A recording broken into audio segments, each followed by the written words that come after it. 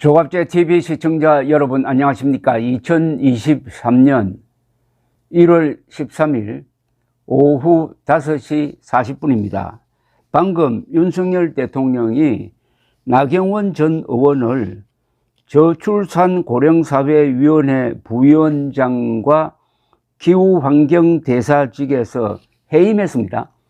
이미 사의를 표했는데 그걸 받아들인 게 아니라 아유 해임을 해버렸습니다.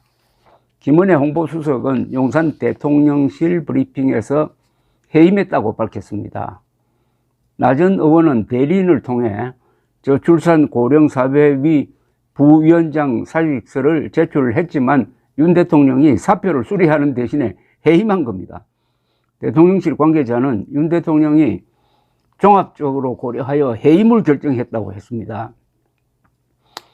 신임 저출산위원회 부위원장에는 김명미 동위원회 상임위원을, 신임 기후환경대사에는 조흥식 서울대 로스쿨 교수를 내정했다고 합니다.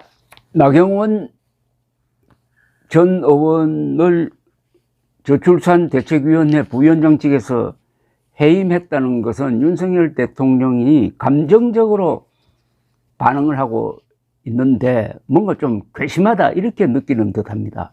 그런데 바깥에서 보기에는 저렇게 감정적으로 반응할 일을 나경원 전 의원이 했느냐 하는 데 대해서는 수긍하지 않는 사람들이 더 많을 것 같습니다. 왜냐하면은 나경원 저출산대책위원회 부위원장은 한 일주일 전에 기자간담회를 갖고 헝가리식의 저출산 대책을 검토하고 있다고 했습니다. 헝가리식의 저출산 대책은 결혼할 때 국가에서 융자금을 주고 아이를 낳으면은 그 대출금에서 이자를 탕감한다든지 뭐 나중에는 전액 탕감한다는 식의 정책을 말합니다.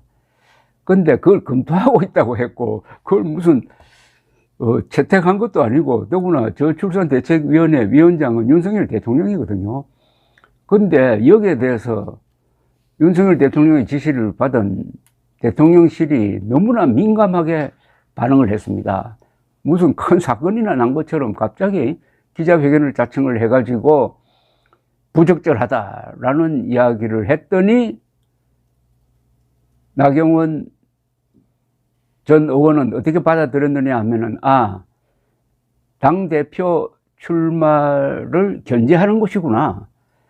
도저히 이런 상태에서는 일할 수 없겠구나 해가지고 비서실장에게 전화를 걸어서 사의를 표명했다 이겁니다. 사의를 표명했으면은 그걸 그냥 그 사의를 수용하면 되는 것 아닙니까?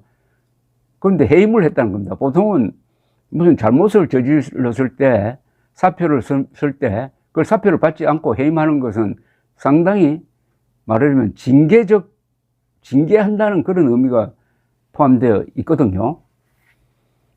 한편 윤석열 대통령은 김기현 의원을, 전 원내대표입니다. 이분을 당대표로 만들어야 되겠다는 의지를 좀 보여주고 있습니다. 그게 느껴져요. 장제원이라고 최측근 중에 한 사람이 김기현과 이렇게 손을 잡고 표를 지금 모으고 있는데 그걸 윤석열 대통령이 말리지 않고 있습니다. 누가 봐도 윤심은 김기현이다, 윤심은 반 나경원이다, 자 이렇게 보이는데, 문제는 말이죠, 여론조사를 하면은 국민의힘 지지층에서 나경원 씨 지지가 거의 김기현 지지의 2배쯤 나옵니다.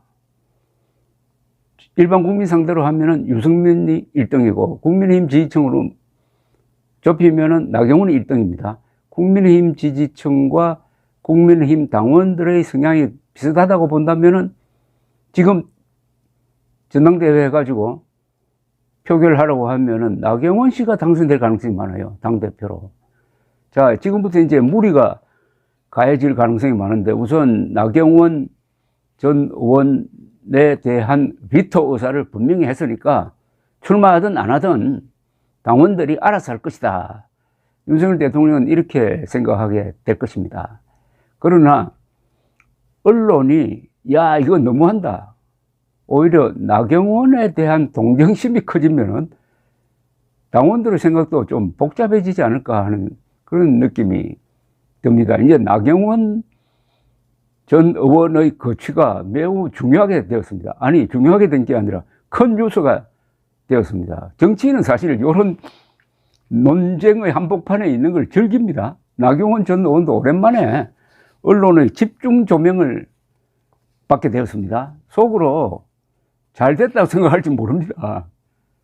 이렇게 되면은 출마해도 그렇고 출마 안 해도 그렇고 출마하는 쪽으로 가닥을 잡은 것 같은데, 그것은 오늘 자신의 페이스북에 이런 글을 올렸는데 이 글이 또 윤석열 대통령을 자극했는지 또 모르겠습니다. 페이스북에 바람에 나무가 흔들려도 숲은 그 자리를 지키고 바위가 강줄기를 막아도 강물은 바다로 흘러간다고 적었습니다. 그러면서 2019년 12월 우리 당 원내대표직에서 쫓겨나듯 물러나야만 했을 때 제가 국민들에게, 우리 당원들에게 드렸던 말씀이다. 그 뜻과 마음은 지금도 그대로다. 잠깐의 혼란과 소음이 역사의 자명한 순리를 가리거나 막을 수는 없을 것이다 라고 했습니다. 함부로 제 판단과 고민을 추측하고 곡해하는 이들에게 한 말씀 드린다. 결코 당신들이 진정으로 윤석열 대통령, 윤석열 정부의 성공을 위한다고 생각하지 않는다고 지적했는데, 이거는 김기현, 장제원, 이른바 윤심을 파는 사람들에게 대한 경고로 보입니다. 한편 나경원 전 의원은 오늘 충북 단양에 있는 천태종 본사 구인사를 찾았답니다. 이 구인사는 또 윤석열 대통령이 그리고 부인 김건희 여사가 찾은 적도 있다고 합니다. 천태종 총무원장 무원선임은 나 전 의원에게 열심히 살다 보면 욕심을 부려 본연의 길을 잃을 때가 많다면서 무소의 뿔처럼 고고하게 부처님 진리를 새겨 고요히 자신의 마음을 바라보면 가야 할 길이 보일 것이다 라고 말했다고 합니다. 나 전 의원은 스님의 말씀처럼 시간적 여유를 갖고 천천히 자신을 돌아보는 시간을 갖겠다고 화답을 했다는데, 이런 행동을 하는 사람은 보통 출마를 하겠다는 뜻으로 보이는데 이것도 윤석열 대통령을 자극했을지 모르겠습니다. 자, 그런데 이 시시비비를 좀 따져보면은, 첫째, 나경원 전 의원이 잘못한 점이 있습니다. 즉, 저출산대책위원회라는 이 조직은 국가 대사를 결정하고 하는 아주 중요한 자리입니다. 이게 인구가 줄어드니까 이 대책이 장기적으로 보면은 이 대한민국 운명을 결정할지 모릅니다. 그러면은 부위원장 자리를 맡았으면은 사실은 전당대회에 당대표로 출마하는 것은 접었어야 합니다. 아니면은 그 자리를 고사했어야 됩니다. 피했어야 됩니다. 여기서부터 윤석열 대통령이 좀 기분이 나빴을 가능성이 있다고 보여집니다. 그렇다고 윤석열 대통령의 이런 신경질적 반응이 과연 전당대회를 공정하게 치르도록 할 것이냐에 대해서는 의문이 있습니다. 전당대회는 무조건 공정하게 치러져야 합니다. 공정하게 치러지려면은 대통령은 절대로 영향력을 행사하면 안 됩니다. 지금 벌써 불공정 이야기가 나오기 시작했습니다. 그러면은 밀고 있는 김기현 의원이 당대표가 되더라도 계속 당의 분열 요인은 커질 것입니다. 그 분열 요인이 치유되지 않는 상태에서 내년 4월 총선 공천이 이루어지면은 공천 또한 불공정 시비에 휘말릴 가능성이 많습니다. 그러면은 선거에 지는 수가 있습니다. 그래서 윤석열 대통령이 김기현을 당대표로 만들려고 하다가 당의 분열이 생겨가지고 공천도 선거도 실패했다. 이렇게 되면 어떻게 됩니까?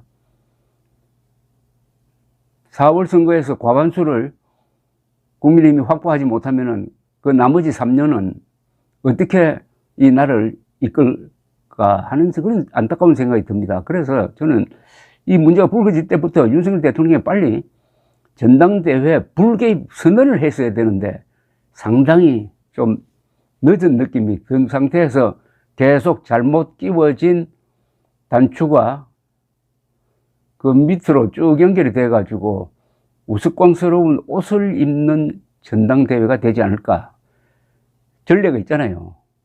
무리한 청와대 이전이 그렇게 해서 지금 이 상태로 와가지고 수습 불가능하게 된 것 아니겠습니까?